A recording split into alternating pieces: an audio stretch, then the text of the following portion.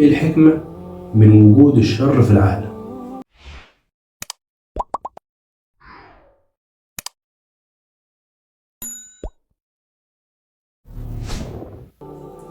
السلام عليكم.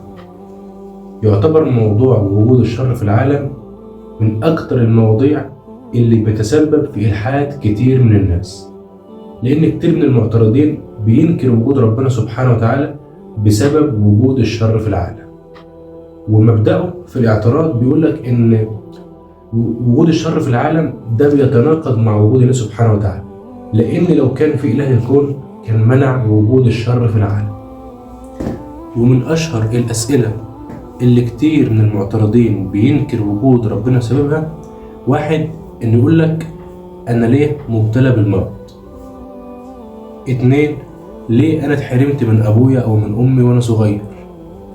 3 ليه كتير من الشعوب والبشر بتتعذب بسبب الحروب والكوارث؟ 4 ليه الأطفال تموت ذنبها إيه؟ وليه الحيوانات تذبح؟ 5 ليه ربنا خلق حيوانات مؤذية؟ 6 ليه في أمراض خطيرة بتكون سبب في موت الناس؟ 7 لو ربنا موجود فعلا ليه مش بينتقم من الظالمين اللي بيفسدوا في الأرض وبيحتلوا بلاد غيرهم؟ دي والله أعلم من أشهر الأسئلة اللي كتير من الناس بينكر وجود ربنا بسببها. فيلا نفسر كل سؤال لوحده. قبل ما نجاوب لازم نفهم السؤال صح. المشكلة مش في وجود الشر في العالم، المشكلة في اعتقاد الملحد عن الإله. الملحد والعياذ بالله متخيل إن الإله ده عبارة عن آلة المفروض إن هي موجودة عشان خاطر بتمنع وجود الشر في العالم أو بتمنع أي ألم، وده اعتقاد غلط أصلا، لأن الدنيا قلنا إن هي دار ابتلاء مش دار جزاء، أما الجنة والنار فهم دار العدل الكامل. طيب هل وجود الشر بينفي وجود الله؟ بالعقل كده، لو الشر موجود يبقى الخير موجود اللي هو عكس الشر، ولو الخير موجود يبقى في معيار احنا بنعرف منه الخير من الشر، ولو في معيار يبقى في مشرع، والمشرع هو ربنا سبحانه وتعالى. يبقى وجود الشر في العالم علامة على وجود الله مش علامة على عدم وجود الله. نيجي لسؤال ليه المرض وفقدان الأب أو الأم؟ بالنسبة للمرض، المرض مش دايما عقاب من ربنا سبحانه وتعالى. المرض انت لو تأملته هتلاقي فيه حاجات في مصلحة الإنسان، زي مثلا المرض بيكسر الغرور عند الإنسان وبيعلمه التواضع. وكمان الإسلام علمنا إن الإسلام بيكفر إن المرض بيكفر السيئات وبيرفع الدرجات. وكمان فقدان الأب أو الأم أو أي حد عزيز عليك ده مش عقاب من ربنا سبحانه وتعالى، ده ابتلاء ليك، وده يعني اختبار صبر وباب أجر مفتوح ليك وجزاء طيب ربنا مأجله ليك في الآخرة. يبقى الظلم مش الألم والفقدان والمرض، الظلم الحقيقي إن بعد كل الابتلاءات اللي انت مريت بيها في حياتك دي كلها ما يكونش في بقى دار آخرة تاخد فيها جزاء صبرك في الحياة الدنيا. نيجي بقى لسؤال ليه الأطفال بتموت وليه الحيوانات تذبح؟ بالنسبة لموت الأطفال، الإسلام علمنا إن الأطفال لم يذنبوا، يعني مفيش سيئات بتتكتب عليهم، وكمان مش هيتحاسبوا، وهيكون في الآخر جزائهم الجنة. أمال اللي بيموتوا؟ موت الأطفال بيكون ابتلاء واختبار لآبائهم وأمهاتهم، اختبار صبر، لو صبروا عليه هيكون جزائهم دخولهم الجنة إن شاء الله. أما بالنسبة لذبح الحيوان، ذبح الحيوان للأكل مش ظلم. الظلم إنك أنت تاخد حق مش حقك، وربنا سبحانه وتعالى لما خلق الحيوان ما خلقوش متساوي مع الإنسان في الحقوق، لا، ربنا سبحانه وتعالى لما خلق الحيوانات خلقها لمنفعة الإنسان. فإن أنا أذبح حيوان علشان آكل ده أصلا من ضمن نظام الحياة، والإسلام أباح ذبح الحيوان للأكل وحرم التعذيب من غير فايدة. اللي حرام عليا ان انا اقعد اعذب في الحيوان من غير ضروره من غير فايده. اما ان انا اذبح الحيوان علشان اكله ده نظام من انظمه الحياه عموما يعني.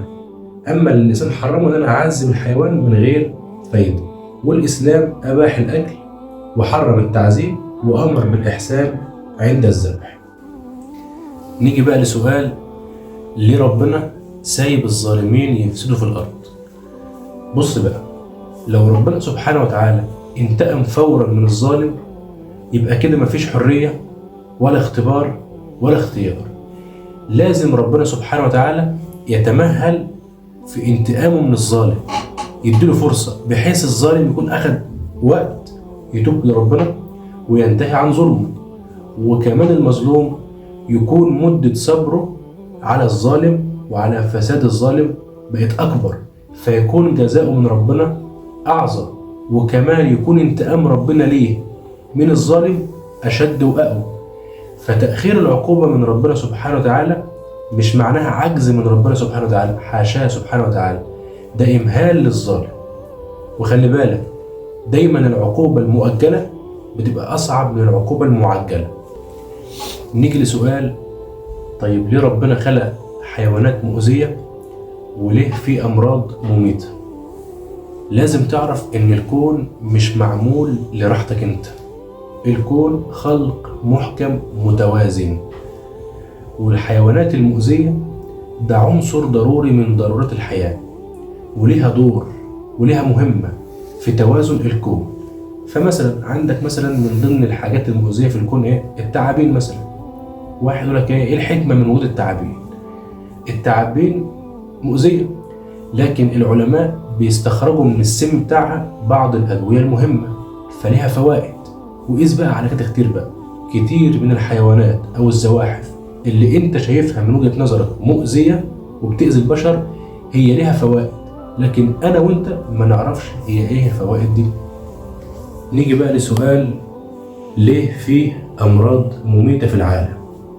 الحكمة من وجود الامراض المميتة في العالم انها بتكشف ضعف الانسان اللي بيتجبر على اخوه الانسان وبيظلم اخوه الانسان، فهي بتكشف وبتبين مدى ضعف الإنسان ده اللي عمال يتجبر على أخوه الإنسان في الأرض، وبتذكره إنك أنت مجرد مخلوق ضعيف من مخلوقات الله سبحانه وتعالى. مرض معين بيدمرك فأنت مخلوق ضعيف. وكمان الحكمة من وجود الأمراض المميتة في العالم إنها بتكشف وهم سيطرة دولة معينة على العالم. في ناس مقتنعة إن في دولة معينة أو في دول معينة مسيطرة على العالم. المرض أو الوباء المميت ده بيكشف وهم السيطرة دي. إيه الدليل؟ إنك أنت ممكن تلاقي دولة معينة بتفرض سيطرتها على العالم وشايفة نفسها على دول العالم، وربنا سبحانه وتعالى بميكروب صغير أو فيروس في الجو بيبيد وبينسف الملايين من أهلها. فايه الحكمة من وجود الامراض المميتة؟ الامراض دي بتعلمنا اننا ما نخافش من حد غير من ربنا سبحانه وتعالى، وكمان بتعلمنا ان القوة لله وحده. يبقى ايه الحكمة من وجود الشر في العالم؟ وجود الشر في العالم بيعلمنا ان الدنيا مش دار جزاء، الدنيا دار اختبار وابتلاء.